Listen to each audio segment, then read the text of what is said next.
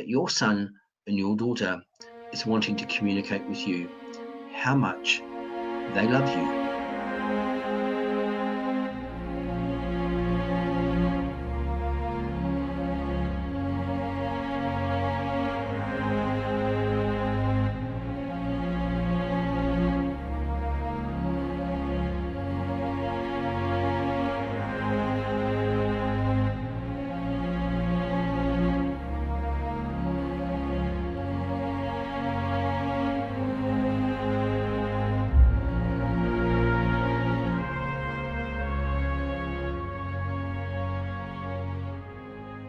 Our season 2 for ALifeReal. It's been a couple of years since we completed the last few series, so we're really excited to be back doing ALifeReal again.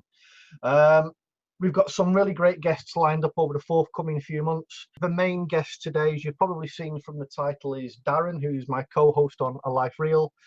So it's a really big pleasure and honor to have Darren. But we've also invited a very special guest with us today as well. I'm going to introduce this gentleman now, and I'll ask Brian just to give us a quick introduction in terms of who he is. But it's Brian Meek from Ontario. Welcome, Brian. Thank you. It's a real pleasure to be here. It's been kind of a journey getting here because having been able to watch the seasons so far, Paul and I were chatting a little while ago about some of the shows and about the genuineness, and I don't even know if that's actually a word, but this is a wonderful thing. It's also kind of fun because Darren and I have been communicating by Facebook Messenger for at least 2 years. It may be longer, I don't know, but it's a real pleasure to, he was commenting just a second ago because we've never actually talked to each other before. I thought, you're right, we never have actually talked to each other before. But anyway, it's a real pleasure to be with both of you fellas. For those of you, I think some of you know me, but basically my connection to all this is Billy Yoakum. His mom, Linda Yoakum, and I are cousins, but I often refer to her as my sister, and hence I am Billy's weird Uncle Brian. But it's a wonderful relationship, and I have been included in a lot of Angelman functions, and I am so honored to be there. And again, Darren and I have become very good friends over the years, and it's a real pleasure to be with all of you. And Paul, pleasure to see you too. Darren, it's been a while since you and I have sat here and we've done this. You remember you and I talked, I don't know how long it was ago, and we're inspired by the name. I have to give a shout out to Mr. Brian Rose from London Real in the UK, a man who began these sorts of interviews when he was talking about people who've been on the journey. We decided to call it ALifeReal, lessons from the journey, and having the opportunity to meet and to hear your stories, particularly those of you who've journeyed with Angelman Syndrome or have had Angelman Syndrome impact your life in some way. And so I'm just really thrilled, Paul, that in the last season we were able to hear some stories from people. We heard from Louie's mum, Terry Jo Birchall, who's at the cutting edge of doing some work in terms of research in relation to Angelman Syndrome. We heard some really raw and some real stories from people like Susan Winfrey. Shout out to you today, Susan, and from Rita, and from Karen, and from yourself and your lovely wife. And who else am I missing in there? I can't remember who I'm missing. There's someone else. But the thing that really spoke to me was just really about the realness of the journey. And one of the things that a bunch of you who are watching, when you first get a diagnosis of your child with Angelman Syndrome, you go, freak out, never heard of it before. That certainly was my experience. And there's nothing quite like that light at the end of the tunnel now, is there? And Paul, I know you know that. And Brian, I'm sure you've observed that in your family with Billy as well, that we think, oh shit, oh my goodness, how am I ever going to cope? How so many things. Life is never going to be the same. The reality is it's never going to be the same. Your life's going to be utterly transformed. And often we couch the things in our lives around those so very negative things that say, my child will never, or my son will never, or my daughter will never.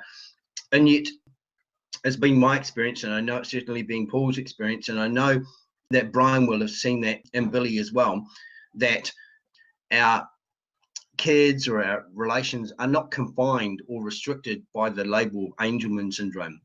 Angelman Syndrome is simply something that, sure, impacts their life in a whole set of ways, but calls us on as individuals to observe the small things in their lives, to be delighted by their smiles. You know, the great personality that Billy is at the fast goers in December, that's a real testament to how, even though he may not vocally engage, he engages people and he captures people's hearts. And so often we live life through the lens of thinking, you know, poor me, oh no, if only some good things would happen to me. And yet often there are signposts around our lives, and people come and go that we meet every day. And for those of us who journey with Angelman Syndrome, and our lives are impacted by that, whether we're grandparents, whether we're mums, whether we're dads, whether we're siblings or brothers and sisters, our eyes and our ears over time, and our hearts as well, will just be open to the tremendous wonders of life. Our kids and our relatives are not any less. They're still very much who they are. And my son Elijah, where did I put him? For those of you who haven't seen him, here's a little something I prepared in advance. Oh my goodness, could I ever begin to imagine the impact that he would have on my life, and the impact he would have not just in my life and in my wife and in my daughter, but right across the face of the planet. And I'll share some more things with you about that. And so really, I'm really excited that we can continue, Paul, to begin on this journey where we hear people's stories of hope. We hear people's raw stories of life and of loss and of journeying. And, you know, one of the really important things for us is we want other people not to fix us, not necessarily to fix our kids, but to be with us when the shit happens, you know, when we journey out into those desert places where we haven't had much sleep and we think we're blinking losing the plot. And we go through those tough times. And so it's about the companion. So, you know, today you're in ALifeReal. You get me real and vulnerable. This is not always the Darren that has been, but delighted to be able to share something on the journey. Talk too much already, Paul, but that's why I'm just really thrilled to be with you. And I just wanted to also say that the journey with Angelman Syndrome will take you places where you never in your wildest dreams ever imagined you would go. I had never intended to meet Brian in Canada and talk with him for several years via Facebook chat. We've talked about all sorts of stuff in life. We've talked about our journeys, our spirituality. We've talked about our struggles. We've talked about, oh my goodness, our highs and our lows. You know, just recently when I was going through a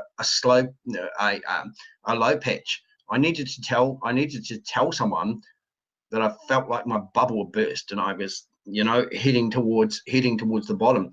You know, Brian was there to say to me, and he said, "You're gonna have 15 minutes of self-pity." Well, I'd already taken 4 times that amount, and I'd already consumed a large bag of chips, and I'd already had a beer and a bunch of those things, even though I was 4 times over my limit. But he said, but your responsibility is to still get up and to still keep on going and to pursue those things. And so it's a real delight, my brother, and an honor to call you my brother, to journey with you. Likewise to you, Paul. That's me. Back to you. I think one of the standards that you always set down is your ability to keep going, mate. You're like a Duracell battery, so don't apologise for it. That's exactly what we've come to expect now, so no apologies for that. And let's kick off then with our usual first question. And it is, tell us about your journey with Elijah. How did, you know, the journey with Elijah begin? How did it start for you and your family? Well, I want to take you back almost 20 years. The story with Elijah began that I was involved in a Christian community here, Paul and Brian. And I was responsible for providing some music for a couple who traveled around a number of churches talking about inner healing and just journeying with stuff, baggage and things that we journey with and want to need to get rid of it, just in terms of pursuing who we are called to be. That was particularly in a Christian context. And anyway, I've traveled with them a number of places around the country. And then a couple by the name of John and Paula Sanford, they gave me a book. I should have looked it out, excuse me. And the book is called The Elijah Task, the ministry of the prophetic and intercessors. Now, the reason why I take you back and say the journey began right back there some time ago was that it was only after Elijah died that I discovered this book, and I saw the inscription on the inside, and I realized that right that far back for me, and you know, I'll call it God. I'll speak about God because that's my experience. Some might talk about the big fella upstairs. Some might talk about the universe. Some might talk about the divine. That God knew for me right back then that I would be on the journey with a son called Elijah. Well, a number of things happened, and I spent some time in the States, came back, met my wife, my lovely wife, Julie. A little something else I prepared as well. So this is my lovely wife, Julie here. She's a stunning woman. She's from Manila in the Philippines. And this is my lovely daughter, Francesca, who has just turned 16.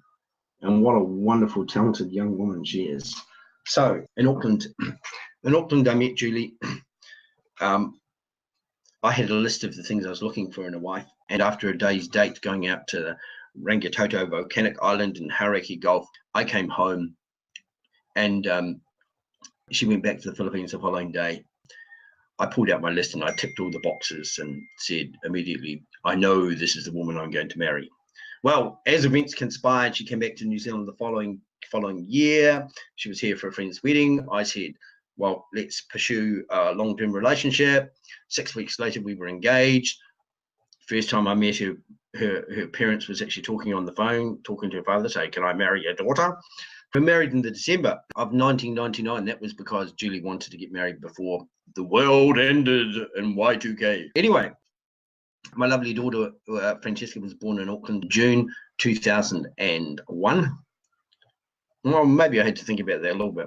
I'm getting a bit old. Anyway, don't tell her that I almost forgot her birthday. Otherwise, I'll be in real trouble. And so Francesca grew, and we named her Francesca Gabrielle Darren Humphries. So she's named Francesca after Francis of Assisi, so connotes freedom. Gabrielle after the archangel, and then Darren after her mother's name. Anyway, we sojourned in Auckland for some time, and we decided to relocate. So Auckland, for those of you who don't know, you can have a look. This is New Zealand. This is sort of New Zealand, North Island, South Island, and there's a big one over there, and that's called New Zealand's West Island, for those of you cousins who are watching this, otherwise known as Australia. Anyway, so we lived up here in Auckland. We relocated down to here in the South Island in Christchurch, where I'd spent many years as part of a Christian community.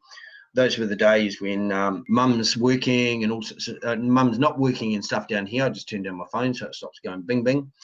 And we wanted to be in a place where whatever our child was, we didn't know whether Elijah was going to be a boy or a girl. Where Julie could grow up, where he could grow up, and Julie could be around mums and dads, and particularly mums who were not working full time. Yeah. And so in the November, we got on a plane. Well, they got on a plane, came to Christchurch. I drove down. That was in the November. Elijah was born on the 7th of February 2004, and much a delight, a delight to my heart is Elijah, and he has a page, and there's some pictures of him. You can see him when he's really young. one of the curious things that Julie wanted was a almost like a blonde-haired, blue-eyed boy. But the chances are, because Julie was from the Philippines, dark hair, dark eyes. Francesca was born with dark hair, dark eyes. Chances of that were pretty negligible as the genetics go. And so you can imagine the delight of her heart when Elijah was born, with light brown hair, fair skin, bright blue eyes, just like his dad. And so we continued life as usual. We did notice as some things sort of progressed as Elijah got older, that he was a little bit quieter. He certainly was a lot happier than Francesca was. Didn't have so much wah wah wah wah wah as you do notice in those children. What else? Yeah, a few challenges as time went on in terms of his sleeping habits. Didn't like to sleep too much, and we noticed that when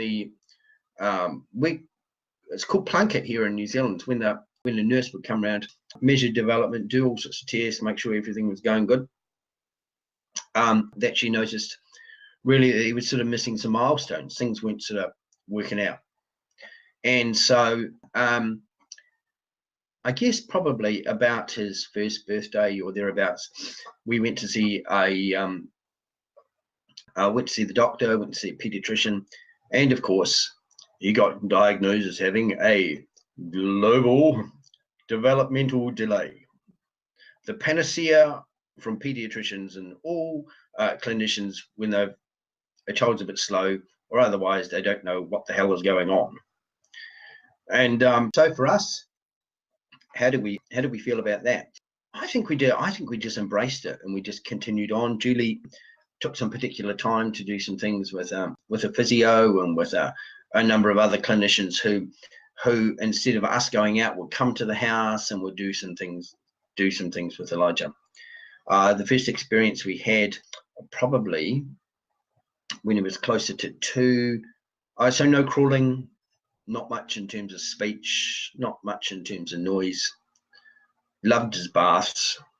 Funny, you know, those of you who are listening to this and have some experience of Angelman Syndrome, will be going tick tick tick tick tick tick tick tick. Actually, I was staggered. There was one of the men in the let me put a plug out for the newly upgraded, dedicated Angelman Dudes Society. You find us on Facebook. His son was diagnosed at something like 8 months. There were some things going on and some seizure stuff, and but he's at that early age being able to make a great connection with a bunch of people. Anyway, no crawling, none of those sorts of things. Difficulty in terms of turning over from one side to the other. Went back to a pediatrician and probably close to when he was 2. There's a whole bunch of other things in the middle of there, but you know, I'm getting a bit older now and I don't recall all the finer details. So they're not that important, really. They're not that important. Great joy with his sister though. Francesca, they've got pictures of Francesca with Elijah and boxes and all sorts of things. Great playmates together. Still none of those things. So while the doctor, we went to see the pediatrician, had a MRI, had some blood tests. All of those came back pretty much normal. Nothing out of the ordinary. Although we did have an episode in the January of some seizures. They were primarily put down to febrile convulsions. Not so much of an issue. But you know, I guess on reflection, we recognise that often children with Angelman syndrome, particularly around deletions, have a predisposition to not being able to regulate their body temperature. So we had a pretty hot summer and it was really interesting. I look back now, it was probably a bit of a trigger for some of that seizure activity. So we went back and we went to go see the pediatrician again following those results, and we got to see one of his offsiders. What do you call those people, Paul? I can't remember. Registrar, you know, one of the ones who always be cautious of registrars. Registrars think they know all the shit, but actually they don't know very much at all. Harry Angelman always said, you want to know what's going on with a child, talk to its mother, listen to its mother. And so if you're in a time when things are testing for you and you're dealing with medical staff, speak really loudly, particularly the mums. Tell them that, and quote Harry Angelman. Say, Harry Angelman said, and I quote, listen to me. Anyway, so went to see the registrar, and the registrar said, he talked about the lack of the speech development, just a commando crawling, the sleeping issues, a bunch of things. And he said, I would like to do a test for Angelman Syndrome. And so we said, okay. So they took some blood from Elijah and we left the office. Nothing more. It was a Tuesday afternoon. I took Julie and Elijah home. I went back to work. Go, Angelman Syndrome.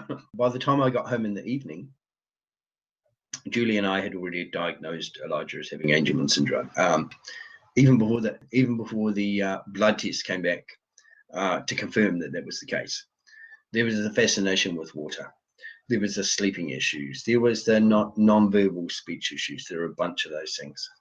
For us, I would say it was a tremendous relief to actually then be able to put a label on what we were dealing with.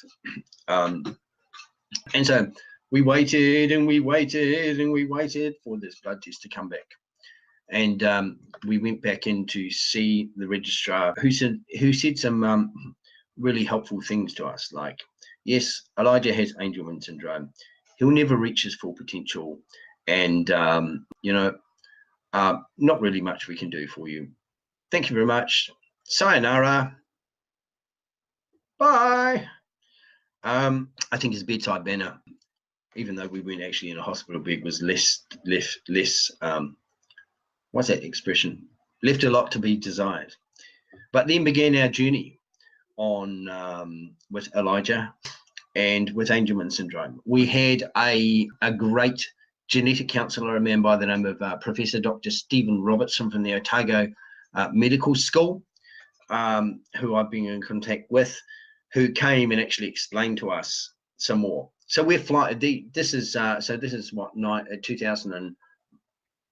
2005. So, the knowledge of clinicians around Angelman Syndrome was still pretty hit and miss. And because where we live in Christchurch, I was going to say, the paediatricians are really general. And so we left the place not with very much information. So that was our first connection, Paul, with Elijah and Angelman Syndrome. So tell me about the conversation that you and Julie had then. Once you've had that official confirmation, even let's go back before you get the official confirmation. You've both Googled it. You've done it at work or wherever, and Julie's done her own research. You come together that night. What are the conversations that you're having? What kinds of things are you talking about? I think we were like, oh my goodness, what's going to happen? I think, there were some tears in the midst of that one. Just thinking about things like already the hopes and plans and dreams that we had for Elijah we're not going to come about, or we're not going to come to pass. I think we both come from a Roman Catholic background, and so our faith is really important to us. And so I guess for us, things like the doctor saying Elijah will never reach his potential, my response to that was, oh, you don't know the half of it, doctor. You don't know the half of it. And so I would say there were some real mixed emotions around that one, in terms of a relief, in terms of a diagnosis of Angelman Syndrome. Sure, there were so mixed in that one. There were a whole mix of emotions between feeling frustrated, was there anger in there? Sure, I'm sure there probably was some as well. There were tears of joy and tears of grief and tears of sorrow as well. That I guess some of that was really mind blowing, and we were able to then began the journey of finding out some more and some things about what it actually meant for us, and looking for ways to begin to communicate with other people. And looking at one of the things was, I guess, knowing what Angelman syndrome was beginning to motivate us to say, okay, what can we begin to put around Elijah that would see him thrive, and that would see him grow, and that would see him grow as a young man, as a little boy, and as a young man, into what we believe God had prepared for him. Sharing with other family members, I think there's always a lump in your throat when you talk to others, when you talk to other people, because they think he's disabled. There's this whole concept, or this whole thing of thinking, he's never going to speak, he's never going to, he's never going to, he's never going to, he's never going to, he's never going to, this whole language of deficiency, in which often our family members can approach that and sort of go, their first response is to say, I'm really sorry, and to some people it was like, he's not dead yet. little did I know, there was that whole thing of, sure, empath is express some sympathy with me. We want to teach you something about Angelman syndrome as well. Come on the journey with us. All of our family live out of town, and so the Christian community that we're part of, that live locally, there were some key people that were able to come around and surround us as well. But even then, it's always a bit of a mental and a hard bridge for people to get over, and they sort of think, oh my goodness, some people who would approach things, always with self-pity, always wanting to feel sorry, and I'm going, hang on. It's Angelman syndrome is just part of Elijah. Angelman syndrome is not Elijah. He's not defined solely by Angelman syndrome, but he's our son, and we'll continue to love for him, to provide for him. We did recognize, of course, that he would require from us a lot more care, a lot more of our resources, that some areas of our life would revolve around some of those sorts of things. But we purposed that we wanted to just continue some pretty ordinary things, but also look to put some other things in place that, obviously we need to adapt the way our life was going to look to include. One of the things I would say is, things didn't really change for Francesca and her brother. We did look to communicate to her that he probably wouldn't be able to speak, and a bunch of different things. And there was a particular reason why he had a fascination and wanting to pull her here. And Elijah was never a biter.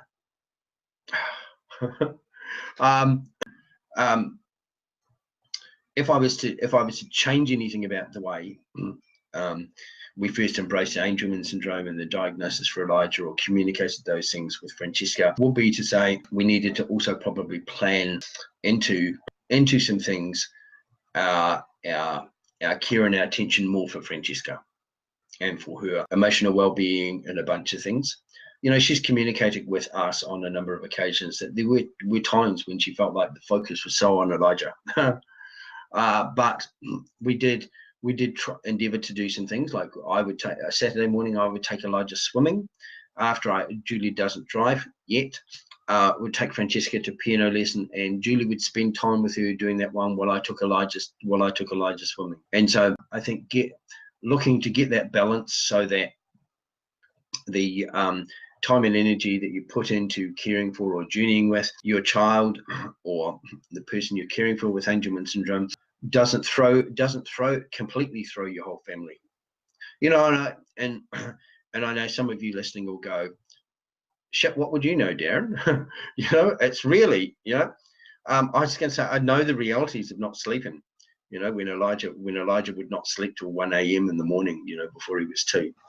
And journeying with those things, but still needing to safeguard, particularly for children and for siblings around that as well, and providing ways for other for not being afraid for them to invite their friends around to the house and to engage Elijah, and not talk in words, not equip your kids not to talk in language of deficiency, but in terms of, you know, his giftings or his abilities, or you know, he communicates differently. You know, kids when they're younger understand that more. You know, he communicates more with these noises or with his eyes, or, you know, Elijah did have some signs and some things that he would do in terms of communicating those things. I think there was that roughy sort of time right at the beginning, and reality is men and women deal with that whole diagnosis and that whole discussion really differently. And so don't be afraid if you need to take you know, men and women, if you need to take time to do some counseling, talk to a professional, do some of those sorts of things. Allow yourself space to journey quite differently, because, as I'll share a little bit, grief is the automatic natural response that goes off inside of us to something that we lose. I'll apply that as it relates to Elijah when he died, but most of all, the interesting things are our kids are not lost. Our children know who they are, or our grandkids or our relatives, they know who they are. They might have some difficulty communicating that to us, but inside in their spirit and who they are, they know who they are. The most confusing thing is, shit, who are the lost people? It's us, because our world is spun and often can be out of control, and so it's about it cracks us open. It's a bit like death as well, you know. And so denial is really important in there. I'd say honor the gift of denial. Wives, don't or husbands, allow your spouses to say, shit, this isn't real. I can't cope with this. My world's upside down. It might be that he needs to go and play golf a little bit more. It might mean that she needs to go and spend a bit more coffee time. It might mean some of those things. You know, some of those things are actually really important, because what honoring the gift of denial does is allow us time, both mentally and physically, because we'll feel some of those things in our bodies, and spiritually, as in, you may not believe in God or a higher power, all those things, but essentially, you know, who you are in the world, where you fit in the world. For that whole thing, like being in the agitated washing machine that goes round and round and round, takes us some time. It's not immediate. It's not a week. It's not a month. For some people, it's not 6 months. For some people, it's not 12 months, until we're able to feel like there's some sort of stability and able to see something new that's ahead. And that sometimes the challenges for us is letting go of our hopes and our dreams for our kids. You know, I really wanted my son, I want to be able to teach my son to drive. Stuff like that. But I'll say right here and early that I believe that Elijah Angelman Syndrome and his death was one of the greatest gifts, outside of my wife and outside of my daughter and some things, that I've ever been given, that enabled me to be the person that I am now. And by letting go of some of my investment in those things, Elijah came. He lived for 3 short years. He potentially accomplished more in his short 3 years in his life than some people might do in 90 years. Yeah. And so he came and he fulfilled the purpose for which he came.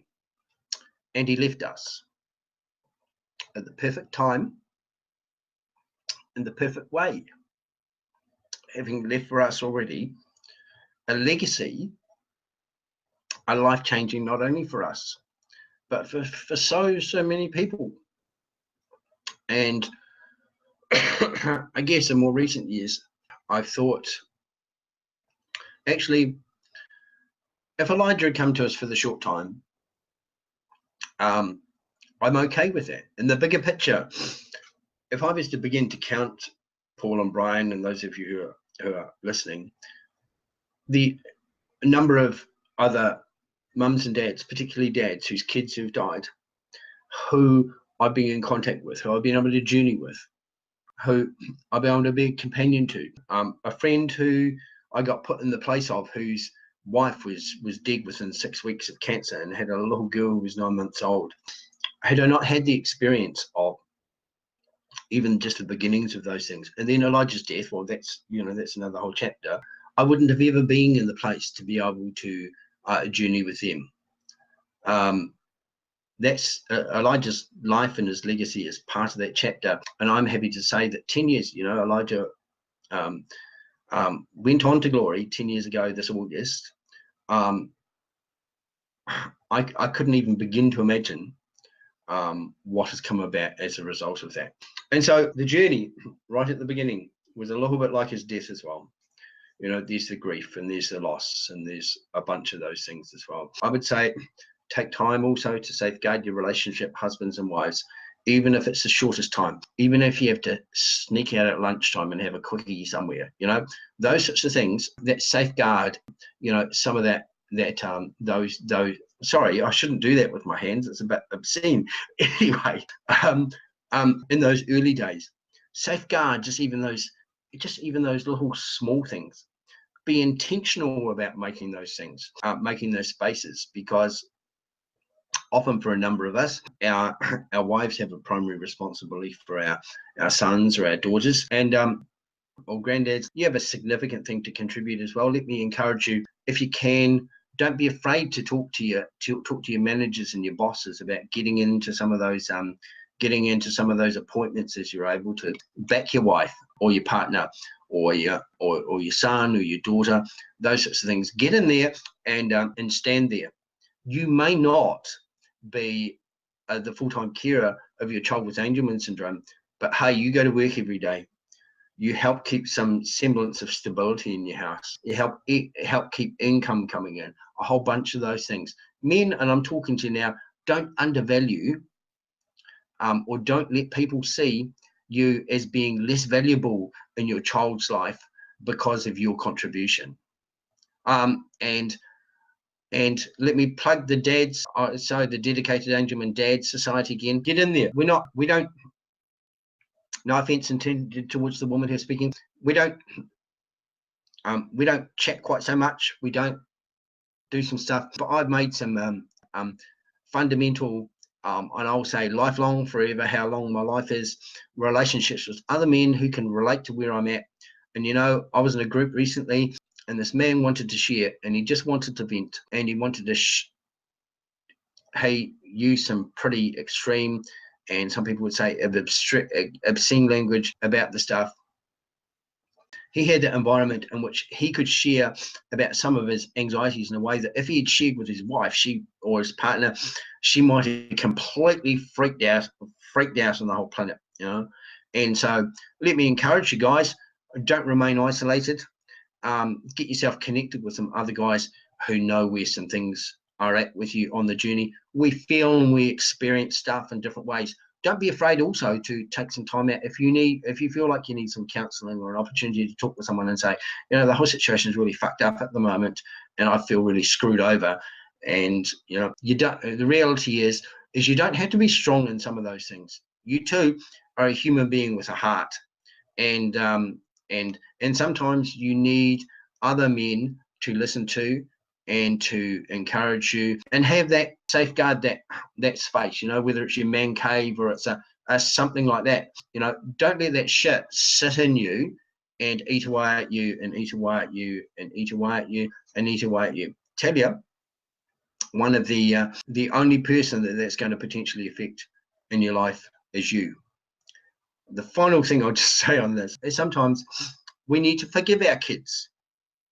We need to pronounce out of our mouth, and we say, I forgive you for being born with Angelman syndrome, or if you're a believer, you go, God or whoever, I forgive you, I release anything that potentially, because it's inconvenienced my life. Shit, you've really stuffed up my life by coming along and having this condition, and I had plans and I had stuff and I really wanted to do these things, And we can sit in June with it and say, you know, fuck, I hate Angelman syndrome because it's screwed with my life. You know,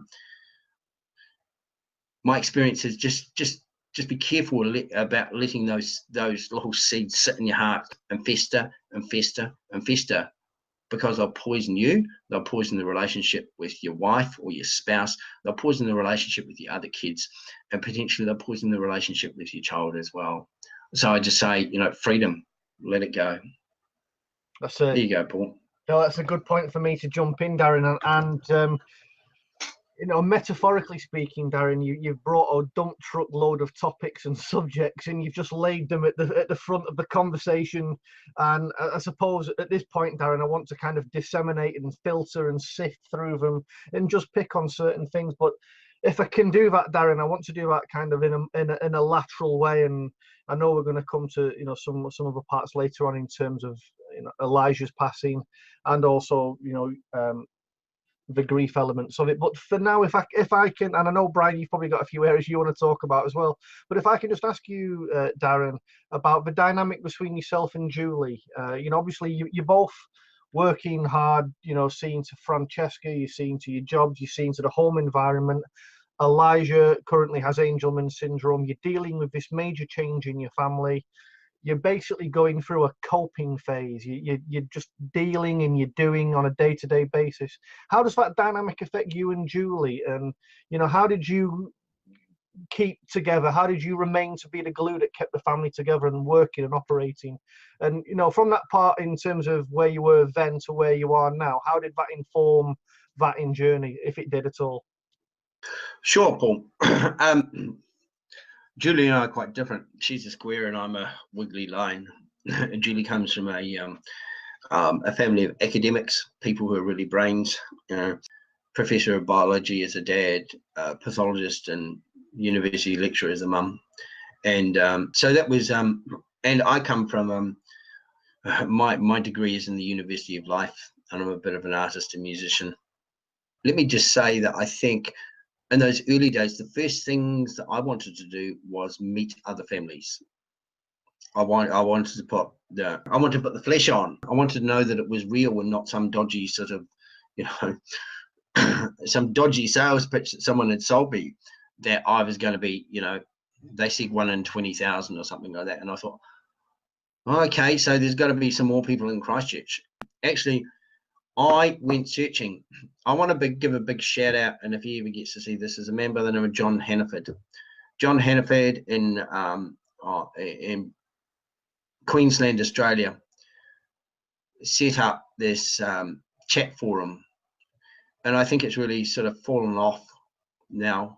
There were questions, but there was chat on there, and every night I would go on. All it was a bit like, you know, you and I or Brian. No video at this point in time. No Facebook. No what have you. There was a like a Google group thing that was just or email, a subscription email thing. There was a chat window in which I talked to people. Candace, shout out to you. There's a number of people. You know, the lady. There's a Kelly Ellison who has the Angelman t-shirts and a bunch of things that she's done. I cut my teeth socializing with those people. One of the first things that Julie wanted to do was actually get hold of the documents. She wanted to get hold of the research papers. She wanted to read them. She wanted to understand them. She wanted to get her head around those things so that we could, together we could approach this thing in a knowledgeable way, so that we have a meaningful dialogue with the pediatrician. We could talk his language, and then when we spoke, he could understand what we were saying. Right from the beginning, for Julie and I, there's a really complementarity around those sorts of things. I'm naturally an outgoing person. Surprise, surprise! A bit of a social butterfly. I did some digging around locally. There's a company I think called Treasures, and they make diapers, or for those in North America, or nappies for those of you who are un-North American. I don't know what they have in Asia or Africa, or what they call them. Anyway, the kids, you know, the stuff you put on kids before they're toilet trained. Anyway, and there was a forum thing there, and I was going, who knows anything about Angelman syndrome? And somebody said, oh, blah, blah, blah, blah, blah, blah, blah, blah, blah, blah, blah. So around a roundabout route, we first met Jean and Peter and their son Daniel, who had Angelman syndrome. Oh my goodness. And it was a bit like, in a way, Elijah had met a sibling. The ability for Daniel and for Elijah to engage and communicate was just like, oh my goodness, here are two long lost friends who just connected like that. Although Daniel's older than Elijah, Daniel has a younger sister, and so Francesca was able to connect a similar age. So Daniel's quite a bit older than Elijah, able to connect with her as well. So right from the early beginning, social connection. And we established what was called the Canterbury Angelman Support Group. So Canterbury is the province we live in. And then people began to just come out of the woodwork. And of course, being the social butterfly, I began to get some of those sorts of things together. I dug up some of the research stuff, and Julie read it and read it and read it and read it and read it and underlined, and we talked, and we had these dialogues going on. I was able to, as best as I could, try and keep up with the things that were going. Julie had arranged so that there was a physiotherapist coming once a week, a speech therapist, an occupational therapist. So they all came into the home, and Julie took notes around those sorts of things. And we then began to work with those things outside of just that those therapy sessions that happened in the place. And so I think there was this, overlapping and this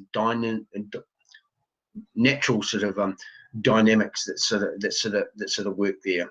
And Elijah likes swimming, so we do swimming as an activity together as a family. And then we did some hydrotherapy stuff, on which I primarily took Elijah. It was always the biggest challenge, was actually getting him in and out of his swimming costume. The legs don't resist, I won't, and some of those sorts of things. The sleeping stuff really became an issue, and a pediatrician wouldn't give, was at the point when we were operating, we see anything, right to the point of saying, rightio, how about you ring up your wife, tell her you're not his first suggestion was, maybe you could try taking turns about night each. That'd be fine. I said, listen, you ring up your wife now, please. Dr. P, we'll call him. Tell her you're not coming home tonight. You're not coming home tomorrow night. You're not coming home the night after that, or the night after that. And you're going to come and sleep in the spare room at our house, and you will have the joy of getting up and doing things with Elijah. You can put him to bed, you can get him up, all those sorts of things. He said, oh. So I said, give us some melatonin. People talked about some melatonin. We thought maybe at least that would help out. Maybe I'll preface that by saying that even though we've gone all this way to dialogue with the doctor, because he was a very general pediatrician, he almost washed his hands of the whole thing for us. He said, I've got all of these patients. Sure, your son's got Angelman syndrome, but I'm not a specialist. We come from our city's about 375,000, something like that. So it's not really a big place. And so he said, we've pretty much done all that we can for you. You and Julie will actually become the experts on Angelman syndrome. We went back to our GP, or our general practitioner, our local doctor, for those of you who are not in, those of you who are not in the Commonwealth. And she reluctantly prescribed us some melatonin. Oh my goodness. So instead of going to sleep at 11 o'clock, we would top Elijah up. He would go to sleep. He would usually stir about 1, and that was because he needed to have his nappy changed, or he totally shredded his nappy, or we had these elaborate get-ups of sleeping bags with, those of you listening will know all about this unique ability for your sons and daughters to drop their shoulders and wriggle and get in and out of, stuff like that. And we would come in and there would be shredded nappies all over the place, totally urine soaked stuff. What would greet us? Not an upset child, a smiling one going, look at me, look at me. I'm pretty sure he was a bit more like his, his father's son, a little bit more like an artist than an engineer. There was nothing calculated or methodical about the way he shredded shit.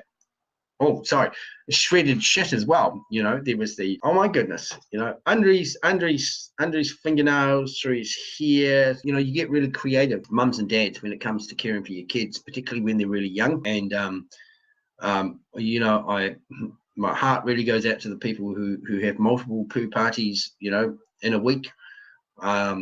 You know, may you be inspired with even more creative ways of restricting your kids' access to those things. Julie and I would dialogue most days about the stuff. I was still working full-time. Julie's full-time mum. Did look to engage also Elijah in some preschool stuff as well. We were able to push and get some funding to have someone come and do some stuff with Elijah. It was really important as well to give Elijah some of his own independence as well, which actually gave Julie some space, you know, even if it was just for a few hours in the morning. We also connected with a bunch of other people, and we went away to a conference. And that's just a big shout out to those of you who've either gone with or without your kids to, whether it's an ASSERT conference in the UK, or whether it's the ASF conference is happening right here, right in Arizona in the States, or wherever you are. There's nothing quite like going as a couple to that. Or I know the people in Canada run some really awesome stuff. And this is a big shout out to those of you who live near Montreal and the fabulous Respite centre that's been set up there as well. You know, we often experience anxiety about being separated from our kids, primarily because we don't think other people can quite care for them as well as we can, or don't understand them. But the reality is, for those of you who are able to access some of those things, even for the shortest amount of time, to preserve your sanity, to go home and sleep, to, you know, take that motel visit, to go to the movies with your other siblings or those things, grab them while they're there. Carpe diem. Robin Williams, been listening to a lot of comedy from Robin Williams. Put him on, you know, when you need a bit of light relief. 1976, I think, Robin Williams at the Roxy. Extraordinary. In the movie Dead Poets Society, he says, "Carpe diem, seize the day, seize the day." And there's a great poem that talks about that one, you know, something about the buds while you may, you know, this whole seize the day, seize every moment. And you'll find that actually when you grab those little moments, even if it's a half an hour sleep during the day, little things like that you have, or encourage your stuff. Take some time to pray if you're a prayer. Take 5 minutes a day to meditate if you're a meditator. 5 minutes to walk. Any of those things that actually allow us to express stuff in our bodies. That's the other thing I just wanted to say as well, is that often we carry some of those things around the diagnosis of our kids and things. We experience the grief and the those sorts of things in our bodies as well. So we have muscle memory that reminds us, and we often, on top of that, carry all of that stress in our bodies as well. So that stress then manifests itself in us not being able to sleep, in us being, we're not able to sleep when we can sleep, or when we have the opportunities to.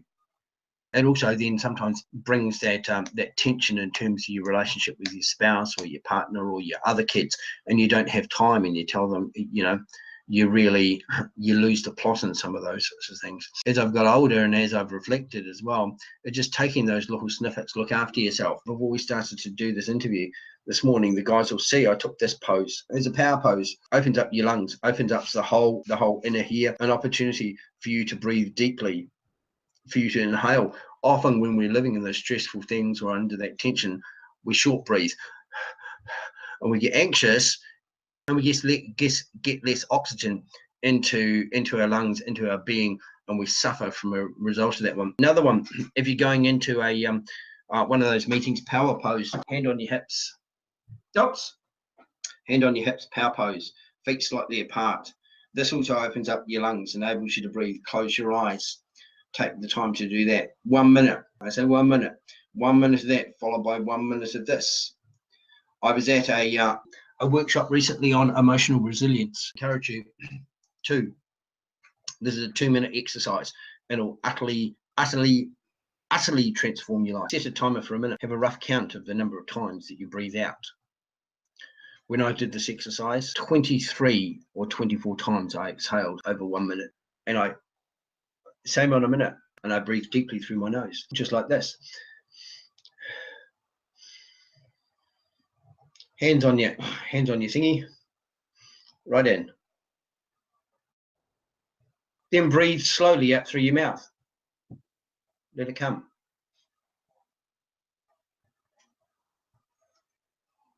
Let your shoulders go right down. I went from 22 times to three exhales on 1 minute. 1 minute a day. Imagine how, and some of you be going, bullshit, Darren, you know what you're talking about. I'm not going to try that silly sort of stuff. I tell you, it's transformational in that you begin to just allow yourself to be recentered, and you allow oxygen, which your body naturally wants to, what have you, to do that. So imagine that 3 times a day. My prescription is, that's 4, isn't it? I'll do 4 if you really want to stretch. You know, do 1 in the morning when you wake up. Get up. This is really good because you're always stretching, aren't you? You stretch in the morning and you do that for a minute. Then your hands on your hips. And then take 1 minute to deeply breathe in, deeply breathe out. This is part of looking after your whole well-being, you know. And those are some of the sorts of things that in beginning to journey with the stress and with the challenges and with some of those things that come with caring for a child with Angelman syndrome, whatever your relationship, can really be quite transformative. Look at what you eat. Look at what your habits are. You know, sure, when Elijah died, I drank a cask of wine every week for about 6 weeks. I stayed up till about 1 o'clock in the morning watching television. I danced between both worlds in a funny sort of way. Were those habits good at the time? Absolutely they were. I'm not suggesting that anyone who doesn't drink at the moment starts drinking. You know, if your life, well, you don't drink alcohol because you know that that it wreaks havoc in your life, not a good thing to do. But some of those habits, but be aware of them. Do those habits continue to be life-giving for you, or do they keep you in that place? Share one other thing that's connected to that journey and the letting go and the journeying forwards. This is all around diagnosis of Angelman syndrome. It's something that I've learned also from Elijah's death as well. Is the moment I got to the place of investing the amount of time and emotional energy in hoping that my life would return to what it was like before Elijah died, before I took that amount of energy, and my only association initially was some of the pain that I suffered. You know, if I was not connected to the pain, I was not connected to Elijah. Not true. I got to a tipping point where my time and energy that I was investing in wanting things to be how I wanted them to be. I wanted everything initially to be just how it was. That thing of not wanting to go forwards without Elijah. You know, when your kid's diagnosed with Angelman syndrome, Sebastian's still Sebastian, Billy's still Billy, Elijah's still Elijah. Whoever's still, they still are who they are. You're not unconnected to them. But I began to put some of that time and energy into me wanting how things were to be, into investing into the new situation of how things were. And when that balance tipped over for me, it began to give me life. I began to see a purpose or a hope or a possibilities or a presumed competence and a whole set of things in the journey moving forwards with Elijah. For some people, that will be a shorter time. For other people, it will be a longer journey. Let me share with you, there is hope. It's not impossible. You know, worst case scenario is life could change for you for the better. Sorry, I've added a whole bunch of other stuff in there as well, but I just feel prompted that there's a set of those things from later on in the journey which I found and I actually see are applicable earlier in the piece as well, Paul. If I could add to that by saying, shit, it was hard work. I didn't mean to say that Julie and I didn't need to work hard to take that time to block out that time that we had. Didn't mean to say we didn't fight either. You know, hell, we fought like cats and dogs over some stuff. It's still is hard work. I'm not saying our life has been all suddenly, you know, everything sort of fitted together and we knew where we were at. But I think what we began to recognise is where our strengths and our weaknesses and where our compatibilities sort of work together. So that rather than we weren't working at cross purposes, but we were able to walk a little bit more hand in hand. And there were times when we covered off stuff in one another's territory, and that was okay. But I needed to, I guess for me, it's honouring the gifts, the natural abilities and gifts that Julie had. I didn't do so much of the physical and speech therapy stuff with Elijah. Sure, I still got on the floor and wrestled with him, and he still kicked me in the face, and you know, all those sorts of usual things. But Julie didn't. Julie did the therapy stuff with Elijah, did stuff around feeding. You wouldn't have caught Julie on the floor with Elijah rolling around, and that's where some of our stuff would cross over. One of the other things I'd just say, dads particularly, maybe you might want to buy a mouth guard or some things. I've had teeth damage from Elijah, kicked in the face, backward head butt into the mouth, or all those sorts of things. But you know, we're mostly as blokes we can pretty much put up with that. But don't not get on the floor with your kids, and that's a great place to actually involve your other kids as well, even if they're older. Get on the floor, still wrestle with them, still, you know, as a dad, still do some of those crazy batshit stuff that you would do with your kid, regardless of whether their lives were impacted with Angelman syndrome. You know, the secret is, as you mums, you don't know half the stuff that we do with our kids, you know. Same as being for me with Francesca. Julie will probably freak out if she knew. And I hope she doesn't watch this and say, well, tell me, you know, the sorts of daring things that dads or granddads, or, you know, if you're a stepdad or a primary caregiver or a granddad, anything that you do with your kids, don't do those things. I mean, don't do those things thinking that, you know, chances are if it's anyone who's going to get injured, it's not likely to be your child. It's probably more likely to be you. You know, so presume this whole thing about communication as well is about presuming competence. Look for cues as a dad. Look for cues for your child with Angelman syndrome who's trying to communicate with you. Support your spouse or your partner in trying to get tools and communication devices and all sorts of stuff. You know, some kids work really well with iPads, with, you know, the old things we call Dynavox with speaky things.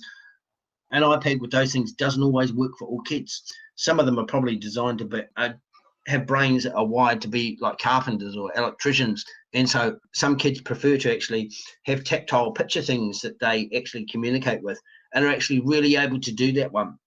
And so be alert to how your kids communicate with you as well, because, you know, they want to. Often, one of the things that's interesting is, particularly dads, I've heard say, I just want to hear my child say, I love you. My encouragement is, men and brothers, listen not only with your ears, but listen with your heart as well. You'll be surprised. You might be surprised. And, you know, kick me, tell me you're pissed off at me if you like. But don't be surprised if there are ways that are not verbal, but are even incredibly more powerful, that your son and your daughter is wanting to communicate with you how much they love you. Back to you guys. So Brian, so far you've been with us now for an hour. Brian, tell us your thoughts and opinions, and if you've got anything to Darren, fire it over. Okay, yeah. First of all, Darren, thank you so much. It's touching, and I guess in some cases it's a story we've heard before, but every time I hear it, you know, I'm touched, and I'm really grateful to have you share all that. One of the things I was going to bring up further on here, you've been very active, Darren, with creative healing workshops and setting that up in your area. And just I know that we've kind of gone back and forth on some of the things that you're doing and the traveling that you're doing to get all this done. Could you maybe enlighten us, because I think you've got a workshop coming up on the 29th of July. Yeah, I may be wrong on that, but I think you've got that coming up. Could you maybe share a little bit of what all goes into that? Absolutely. Maybe I could, sorry, I got to do a brief preface of a brief Elijah preface regarding this as well, because I think it's very much his legacy. And when my life was broken open when Elijah died, and I spent time between both worlds, I need to preface it by talking to people about a biblical story. In the Old Testament or in the Jewish Bible, there's a story of a man, a prophet. Funnily enough, his name is Elijah. He is recorded in, I think, 1 and 2 Kings. If you want to go read about his story, Elijah leaves all behind, and he's a prophet, and God uses him as a mouthpiece to speak to people. That was the primary connection between God in the Old Testament and his people. He used his people called prophets, in which he revealed his mind and his heart about what he wanted to say to them, primarily about their relationship with him. And so he says to Elijah, I want you to do a bunch of these things. Well, in Elijah's life, there are 13 recorded miracles in his life. There are things that actually, I think that's where the Jewish festival of Hanukkah comes from. So you have this lighting of the lamps. So Elijah goes along and he meets this widow who has a small portion of flour and oil left. And he says, what are you up to? And she goes, well, me and my son were just going to eat this. We're going to bake this small thing, use the oil to bake this bread, and then we were going to die. So Elijah says, how about you make me some first?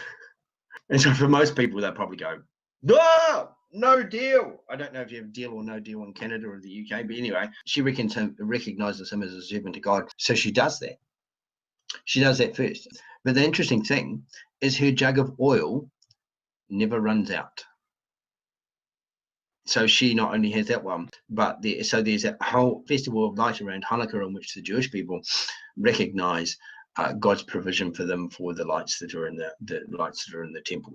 Anyway, that's just one of them. So before Elijah was born, I used to sing to Francesca every night, and I used to sing, swing low, sweet chariot, coming for to carry me home. A band of angels coming after me, coming for to carry me home. I looked over Jordan and what did I see? Coming for to carry me home. A band of angels, they were coming after me, coming for to carry me home. I didn't realize that was a song about Elijah. So what happens in the biblical story is this fiery chariot comes from heaven. And by this time, Elijah has a disciple, and his name is Elisha.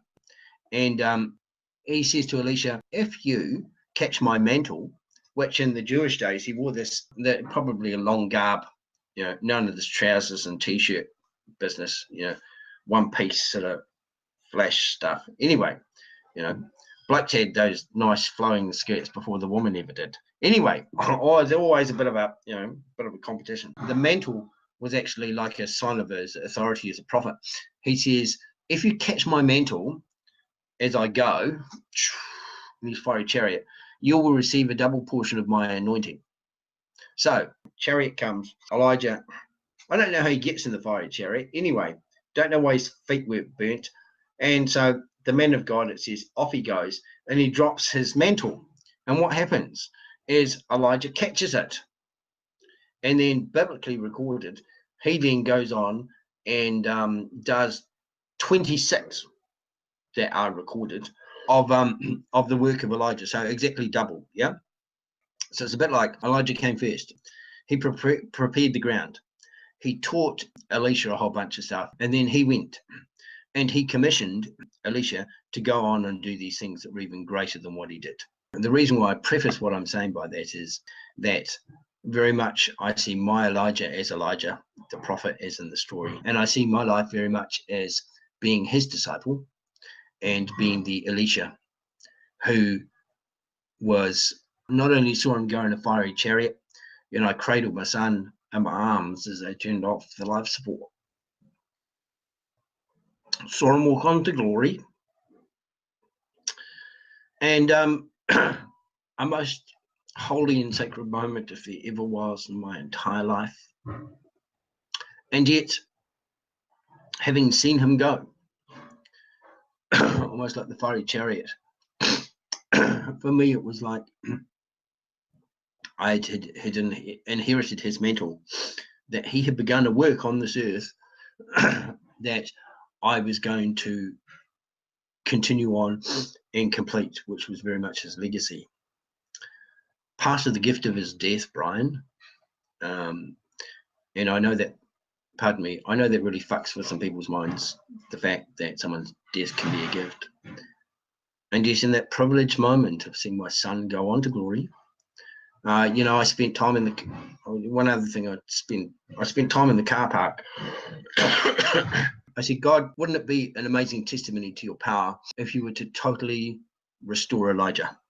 Now, imagine what could be done if he was totally restored, and not only, out the other end. I imagined all these amazing, incredible things, but I felt like it was one of those Gethsemane moments. And for those of you who might be Christian or not, might know the story in which Jesus is in the garden. This is before he's crucified, and he says, Father, take this cup from me, take away the suffering and the crucifixion and all of those things, but let not my will but yours be done. I surrender myself to you. And so it was a bit like that for me. I said, okay, God, all that I have is yours, even Elijah. This is the point in which I surrender my will and what my designs and my purposes for my son are to you. Give me the grace to journey with whatever that is. That's cool. If you restore him, yay! If you take him, I'm okay with that as well. A man whose son and daughter were killed, it was the 25th anniversary recently of their death in an accident. On the news of hearing about their death, made this declaration, and this is from the book of Job. And he declared in the airport in Auckland, the Lord gives and the Lord takes away. Blessed be the name of the Lord. Though you slay me, yet I will still praise you. And so I made those declarations myself. I said, this is. So as time has gone on, I believe that Elijah and God have led me down a whole bunch of different paths. Got to go back to the what's now the dedicated Angelman Dad Society. We grew from, Paul, I think you might have been around a while. We grew from being about 60 guys online, a bit unconnected. And a big shout out to Sonny Dixon, who had less time to be invested, made me an admin. Things grew from there. The opportunity to connect with some other families whose children have died as well. And the Creative Healing Workshop is in New Zealand in the last week of July. There's a trust out of Wellington, which is a capital city, run this thing called Grief, Loss and Awareness Week. 2 years ago, I ran an event called the Wailing Wall Project, which was limited in success, but it was, those things where sometimes you got to build a foundation. You got to put the foundation down. And actually, particularly when it comes to fruit trees that bear fruit, you've got to actually dig a lot of shit and manure into them. And it may not be pleasant and it might be a bit stinky and those sorts of things, but I learned some lessons from there. It's been 2 years since I wanted to run a death expo. Now, I know that sounds a really bit bizarre, but want to have a memorial wall as a focus, want to have some people speaking. And my friend Tom Zuber, that's another story, met him a year after Elijah died. It's tomzuber.com. Wanted to have him speak. He had spoken a couple of years ago, huge impact on my life, huge impact on the journey. His book called Permission to the Mourn, transformative. Anyway, Brian, I know that you and your family have had some experience with the work that he's doing. I wanted to run this thing, but then a couple of months ago, I then realized that instead of it being in August, I only had July to go. Oh my goodness, what can I do?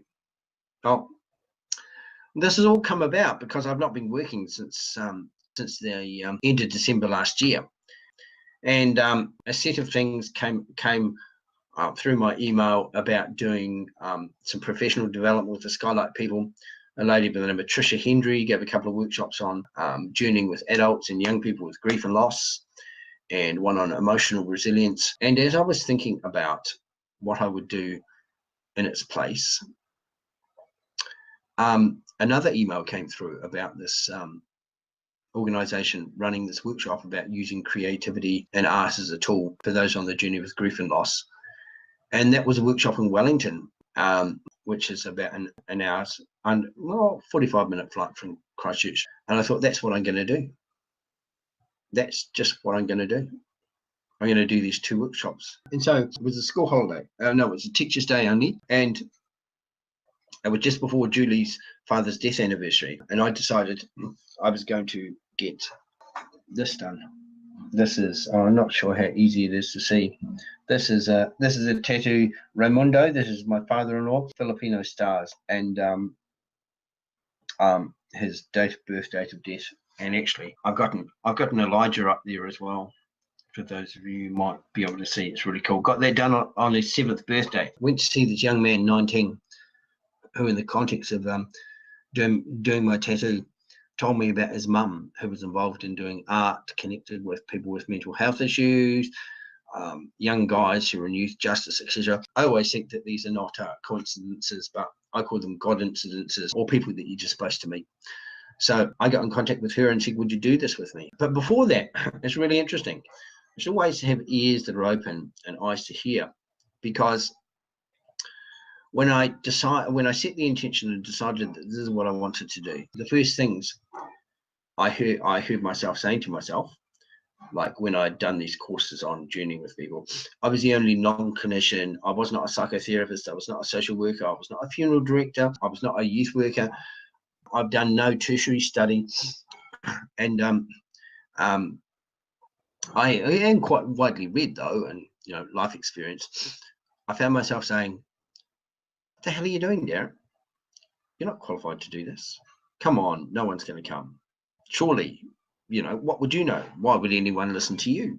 Blah blah blah blah blah blah blah blah blah." I need to say, "Shut up, Darren. Be quiet. This is what you're meant to be doing." And so in the meantime, I went to this course in Wellington, utterly transformative.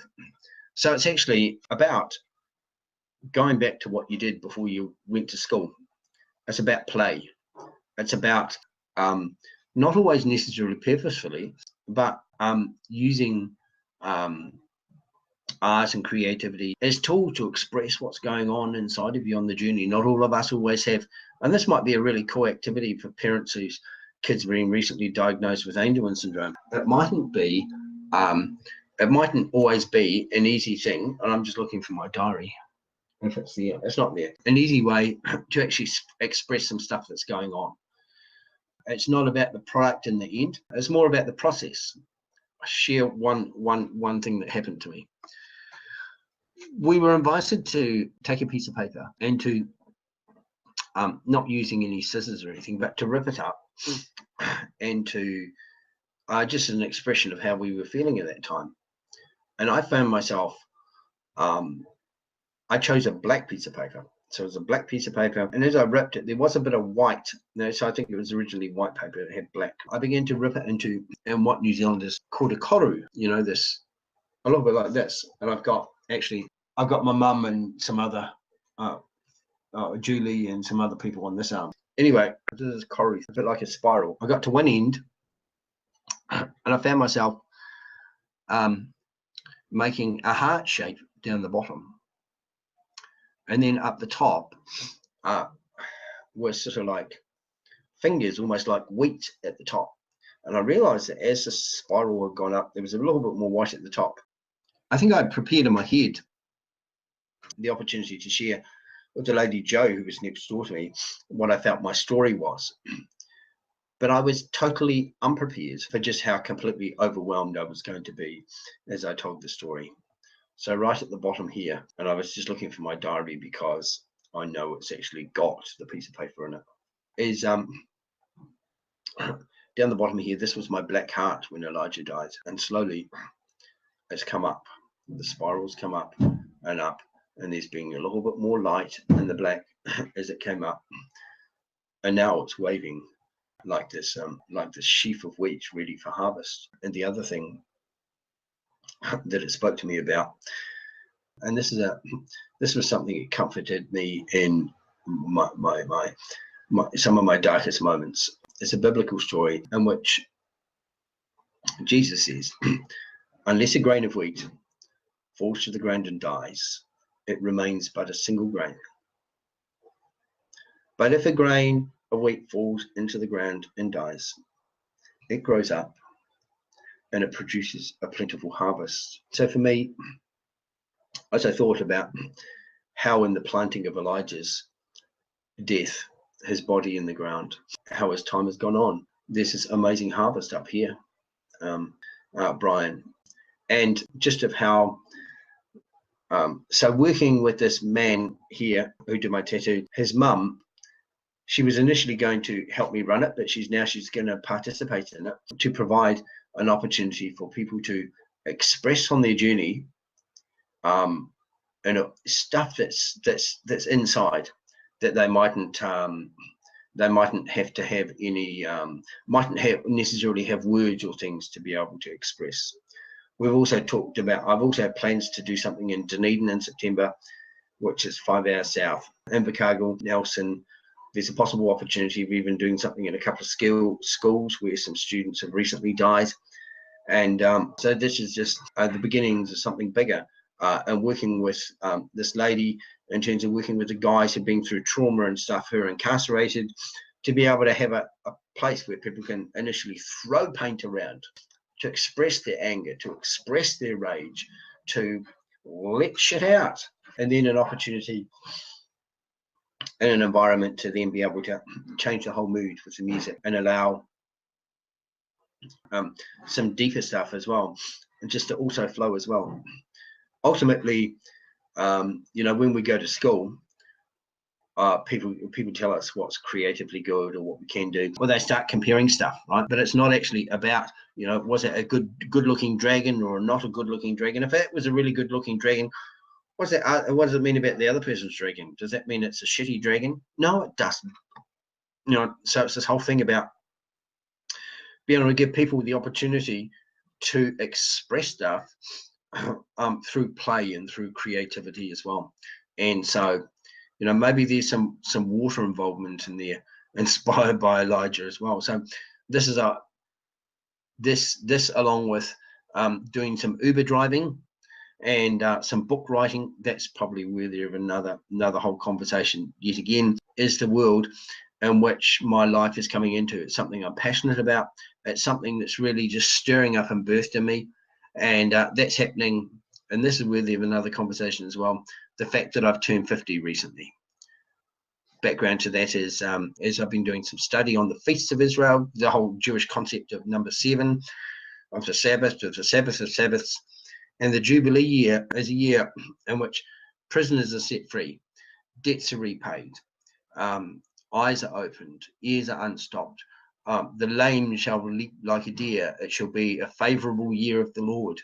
And so for me, it's like I'm moving into this whole new place for me, both recognizing who and what I was created to be, the legacy and the mantle that Elijah has given me, the natural gifts and talents that I have in me, and with my family as well, and actually doing the stuff that I'm ultimately created to be. This is the new reality for me some years down the track. And so, Brian, I'm just really excited about how and where this whole thing will actually take me. Darren, I am so much of what you do, I kind of see myself or some of my own experiences reflected in where you're at, and discovering things that I never thought I would do or explore. All of a sudden I'm exploring them. And one thing I did want to touch on it, and you said it was certainly a topic for an entirely different conversation, or different podcast. But I would like for you to chat about it very briefly, if you could, about the book that you're writing, because you and I have had some good conversations about that, and about just excuse me, about just some of the people you run into and your motivation for writing and that sort of thing. But if you could share that, I would sure appreciate it. Absolutely, sure. My mum would always say, and it's probably a gift from my mum, you know, this ability to talk too much. But of more recent years, I like to learn stuff. So I like to, a brain exercise was learning. I am the very model of a modern Major General of information, vegetable, animal, and mineral, about the kingdom, and knows the facts historical, from Marathon to Waterloo, in order, categorical, etc. And if those, I learned that poem. It's actually a song from HMS Pinafore, Gilbert and Sullivan musical. Really this, you know, twisting thing.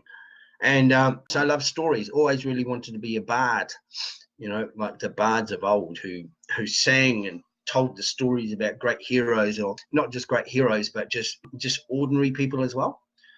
And I was really inspired once about this library, and it might have even been one in Canada, where people could not only go to check out a book, but they could actually check out a person. So they would go and have this dialogue with a person, and so this person would actually tell them about their book, tell them about their life, and so the person would learn. A second thing more recently was, often one of the things we tend less to do now is we don't sit at the feet of our elders, because we're all more urban and we're less around our communities, and we don't learn from our elders the same way. We don't listen and hear the stories. You know, some of our Indigenous people have really good ways of doing that. Lots of things are also oral tradition as well. So in the time, lots of people have got lots of stories to tell, lots of inspirational stuff. There are people every day that we meet that I was just saying about having a spiritual signpost or practical signposts, or people or lessons, always being teachable, always being in a place to be a teacher, always listening with your ears and listening with your heart. So inspired by my grandfather, I'm in the process of writing a book called No Longer Strangers, 100 conversations I've had with complete strangers. Something a little bit about their life, and a couple of life lessons that I've learned from my journey. For example, Grace, she turns 83 in October. I met her in a community garden in New Brighton, which is out by the beach. Never lived any more than 15 minutes from the beach. That's the other thing. Parents with Angelman Syndrome, if you can get to the beach, greatest place, you know, a really good place to get rid of shit is actually at the beach. Anyway, Grace, her great-grandmother came from Scotland on a sailing ship with 8 of her children, including 5 boys, some time ago. One of Grace's challenges was that she has a photographic memory. So when she was at school, remember she's 80 now, she got accused of cheating because she could always record stuff fact by fact by fact by fact. One of her challenges, of course, then was to then look to re-articulate some of those things in her own words. Anyway, she told me a bunch of things about her family, but one of the other things that stands out is when she was 80, and she goes out to community gardens. She's got kids who live in several places in the world, and she decided she needed a bit of brain exercise, so she's taken up, she called me cryptology, so she did cryptic crosswords. She said, I think I'm getting quite good at this now, she said, because I've been doing it for a few years, and I begin to solve the cryptic crosswords. But I not only see the cryptic crosswords in today, but I see the message across the whole week. And then she said, I see the message that's actually built into the crosswords across the whole month. And I'm like, what? And she said, it's there if you know what you're looking for. So a couple of things that I've learned from this lady is sometimes you need to persevere, and you need to reinterpret stuff regardless of what people believe about you, whether they think you're fake or not. You know, you just put yourself out there. Second thing that you might learn from this lady is you're never too old to start doing things that actually really challenge your brain. You know? I could spend probably 2 hours telling you about the people that I've met in the book. And the funny thing is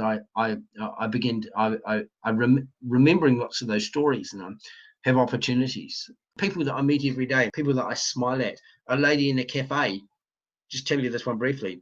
We'll call her Chris. This lady in a cafe, older Maori lady, so Maori people, Indigenous people in New Zealand. I was about to go out the door of the cafe, so I spent some time writing in this cafe. It's one of my happy places, and playing this game on my phone. And I just felt inclined to say, "What are you playing there?" And she said, "Blah de blah." And I sat down and we talked. And this lady talked about writing as well, and she told me about how she'd been journeying through writing a thing for a counsellor involved in some counselling for sexual abuse. Then she told me that when she was younger, she was held responsible for her mother's death. Her mother died of epileptic fit because she wasn't quick enough to get the wooden peg that then got attached to her mother's tongue and stopped her choking to death. Then a couple of years later, she got held responsible for her brother's death, and he had drowned. She was away visiting family in another centre, but he had drowned, and primarily she had been the caregiver for. So she carried all this blame and all of this stuff for years and years and years and years and years. And I talked about Elijah, and we talked about the journey, and we talked about the book. This lady disclosed to me these just incredible things about where she'd been on the journey, and that now ultimately she'd seen the value in actually going back and actually taking some time to deal with and journey through some of those things. Turned out in the end, she said, "Do you know where such and such a place is?" And I said, "Yes." "What? This trust place?" She said, "Because I'm going there because I'm counselling because of an eating disorder as well." So this lady's carrying all this up with this eating disorder on the end. And she said to me, so I said, "Yes, I know where this place is. It's such and such and such and such." She said, "You know what? When I got up this morning," she said, I don't have the maps and stuff." And she said, "I'm going to go have a cup of coffee." And she said, "God," because she's a Christian lady, "could you please send me someone who will tell me where this place is?" And I turned up, and I had ears to hear, and this lady shared stuff about her life. And we spent about 45 minutes together. And so her life was richer and my life was richer because I had taken 45 minutes out of my life to listen to the lady with my ears and with my heart. Ultimately, she said, "You were sent here to give me directions how to get to the place." I'll sew it up as that. I could keep talking, but that's all about our individual lives every day. Be on the lookout with our eyes and our ears, not just natural stuff, but our spiritual and our supernatural things, because they're going to be people that we're going to meet on the journey. Because if you're broken in some way, whether it's Angelman Syndrome, whether it's death, whether it's trauma, any of those other things, healing is not a science. Science and scientific people won't fix you. Healing is an art, and it'll be other people that you will meet sometimes when you least expect them, that'll be on the journey with you, that sometimes will actually be as clear as the nose on your face in front of you, that will help you on your journey in life. Well said. Just really quickly, I had a particularly eventful year several years ago, and where there were an enormous amount of changes and some kind of a near-death sort of thing and what have you. And I was talking to my daughter, and she said, "Dad, you want to write about that?" And out of that came an autobiography that I wrote strictly for my kids and close family members. But the catharsis of looking at my life, which, everybody's got a life, everybody, but looking at the minutia and the mistakes I'd made, the things that I did right, what just an unbelievable experience. And I think to a large extent, you're doing exactly the same thing. It's just, it's a little bit different format, but you are discovering and exposing so many wonderful things. And that's, my hat is off to you. If I had a hat, I would take it off. My hat's in the other room. There you go. Yeah. Just put that thing on there, and now I'll take it off.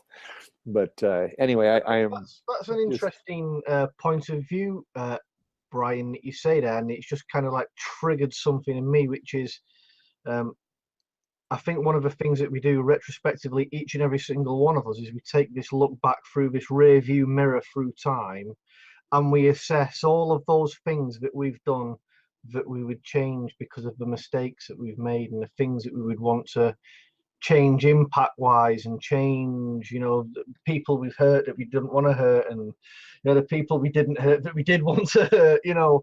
But in the same respect, just to take what you've reframed there, is to say, well, how often do we as people take a look at what we've done and say, you know what, these are the things that I've actually done right, and I'm going to start ringing the bell on this. So for me, that was a really nice takeaway point, Brian. Just handing back to you there. I just wanted to just tell you what my articulation was on that. Back to you. No, and I appreciate that, Paul. And it took me a while. It took me about, well, it was about 2 years to write this thing, and I would say probably the first 18 months I was really, really aggravating over stupid things that I had done and bad things I had done, and and it was the last 6 months that something occurred to me that not everything in my life was shit. I mean, there were some good things, and good things that happened to me, good things that happened that maybe I was able to carry on to someone else or what have you. But anyway, I didn't really want to get into that whole thing, but to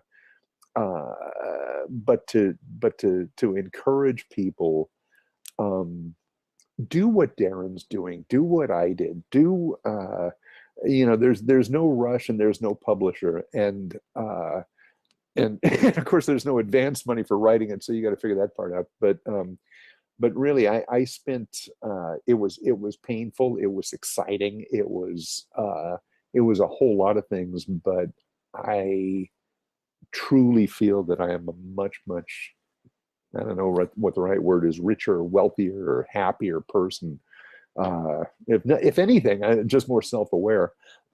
And I've still got a long way to go. I actually, and that was almost 15 years ago that I wrote that. Actually, it was 15 years ago that I started it. And so I was, and you mentioned, Darren, turning 50, child. You're a child. But anyway, but I actually, I'm going to start writing. I've already started making notes, and I just have to get off my ass and do it. But from I took it up to about 50. So now I'm going to take it from 50 beyond to that. So that's what I've got. But again, Darren, thank you so much for sharing that. I was sitting here scribbling notes, and I will undoubtedly be sending you messages about this as time goes by. And Paul, thank you for organizing, or for kind of putting all this together. This is a great experience, and I hope that the people who have been able to witness this have gotten as much out of it as I have. And I thank you both very, very much. You're welcome, Brian. I just wanted to quickly drop one final thing in there, Paul, and I just wanted to address the elephant in the room, and it's neither of you. And that is, I wanted to speak to parents who live in fear that their kids with Angelman Syndrome are going to die prematurely, and to those who are on the journey also when their children have died. I'm very grateful to some people who've done some research which actually shows that children with Angelman Syndrome have the same mortality rate as the rest of the population. And there isn't anything necessarily, although some of our kids, whether it's seizures or accidents or drownings or some of those things are not uncommon to the rest of the people around you. Let me encourage you, live life every day. Hold on to your kids tightly, but hold on to them lightly as well. Don't live in fear that Angelman Syndrome is going to take your child. Live every day to its fullest, because for each one of us, we don't know when it will be our very last day. Not only our kids, but each one of us, Paul and Brian and myself here. Hold on to your life lightly, but live as if it was your last day, and celebrate your life. To those who are on the journey whose kids have died, hold on. Just hold on, hold on, hold on, hold on, and hold on. To those of you who wonder what you say to those people who are on the journey, talk about their kids. We love to hear you say our children's names. Not that we can't be any more hurt than what it's been on the journey we love. Music to our ears, music to our hearts, when you tell us about what your kids mean to us and what they mean to you as well. So keep telling us, keeping encouraging us. Turn up at our houses unannounced and say, I've come to do your lawns, I've come to do your ironing. Don't just do it for the week there. Do it in 6 months. Turn up and do that random act of kindness. Journey with people. Don't try and fix them. Listen to them. Let them rage. Let them go on. Sometimes it'll be a week, sometimes a month, sometimes 6 months, sometimes 10 months, sometimes more than that period of time. Journey with them. And I tell you, your lives will be even richer for it. And so I've always wanted to just address those little things. Look after people, you know, the people whose kids who've died recently or 2 years ago, 5 years ago. Remember them, you know, do their, you know, if you see it someone's birthday, don't be afraid to, don't just say I'm sorry, or don't just say I send you hugs, but mention their name. Say, you know, Ron and you know, there are a number of people like Tommy, Mike Ross's son Tommy. You know, I remember Tommy, and I remember his story, and I remember the impact that he had upon my life. You know, let me encourage you, Mike, on your journey. I know it's been really painful, but I stand with you. You know, just let me encourage you with those sorts of words. Or, you know, if you might live close to him and you might do something, or you might turn up or drop him a note around those sorts of things as well. Let those expressions continue as you celebrate with them the lives of their children. Yeah, hope that's okay. I just really wanted to get that one and never quite had the opportunity to speak to that, but I know often it's a bit of a big elephant in the room for families, particularly in the Angelman community, but also applicable outside of that, particularly when we have someone in our midst, someone that we love who's died. Thank you, Brian, and thank you, Paul, for that utter privilege and pleasure of sharing my life with you guys. And look, I just ask God's blessing upon all those who are watching this, that whether it's the man upstairs, whether it's the divine, whether it's the universe, that in your lives, that you're fully connected and learn and journey with the purpose and the plan that was ultimately what have you for your life. My details are also, I'll get Paul to put my details on the ALifeReal. Happy to answer any other questions or journey with, or share any other things with people privately or individually as well on the journey. Paul, it's grand. It's a really late morning for you, brother. I'm really blessed that you so generously give your time in your life to enable this to take place. And Brian, peace, brother. We'll see you not far off. So before you disappear, Darren, I've asked this of everybody, and I'm asking this of you. So don't think you're going to get away without answering these 3 questions, Darren. You've had time to prepare. two plus years, mate. So listen, I think the comments that you've made already, Darren, are absolutely pertinent in terms of, you know, what we've been discussing this evening is a heavy topic. We've been talking about loss, we've been talking about grief, and we've been talking about coming through the other side, and that's not everybody's journey. It's not representative. And I think that's a really strong message to come through. And there are lots of strong messages that come out of that, Darren. As part of your journey, if you bumped into yourself or you come across newly diagnosed parents today who are still in that early part of the journey, tell us, Darren, what would be your 3 things? And I want you to keep it to 1 minute for every one thing, if you can, Darren. 1 minute, go. Life is not as scary as you think it is. Number 1. 2, love without condition, and be loved without condition. 3, don't wait for the storms to pass, learn to dance in the rain. Sorry, you said I've got a minute. 4, life begins at the end of your comfort zone. 5, grief and loss in any way cracks you open because it's supposed to. 6, you might find yourself dancing between both worlds. 7, hold the fuck on. Hold on, hold on, hold on, hold on. 8, there's life at the end of the tunnel. 9, we always have a relationship with those we've loved who have died or may not be able to communicate with us. And number 10, shit, this is not all there is to life. Discover what you're passionate about in life. Pursue it with all the energy you've got. And 11, bonus is 11. Some of you may not believe in life after death, but hell, if this is all there is to life, I do. So look forward to some of you may never get to meet in person, but if not, look forward to meeting you on the other side. Cheers, peace. That's some great advice, actually, Darren. I just want to play to one thing very, very quickly before I do wrap this up. And one of the testaments, I think, to what we're doing here, maybe we don't talk about that often, but Darren, you're in New Zealand, you know, Brian in Canada, I'm in the UK, totally different time zones. If anything, social media and modern media has taught us that actually people are only a couple of clicks away. And if you know, as Darren says, hold on. There are people all around you, only a couple of clicks away. And if you ever need those people, if you've got a moment of feeling down or you want to share some good news, you've got a whole community of people just literally within reach. So whatever you do, don't go through this journey on your own. There are plenty of other people who are willing and want to journey with you as well.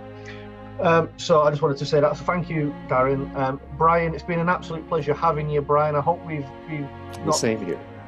I hope we've not, bored you down, with Oh God, no, not at all. Quiet for a long time, but I think it's been a very strong and powerful message from Darren as well. So, but thank you for joining us, Brian, and we hope to have you on again.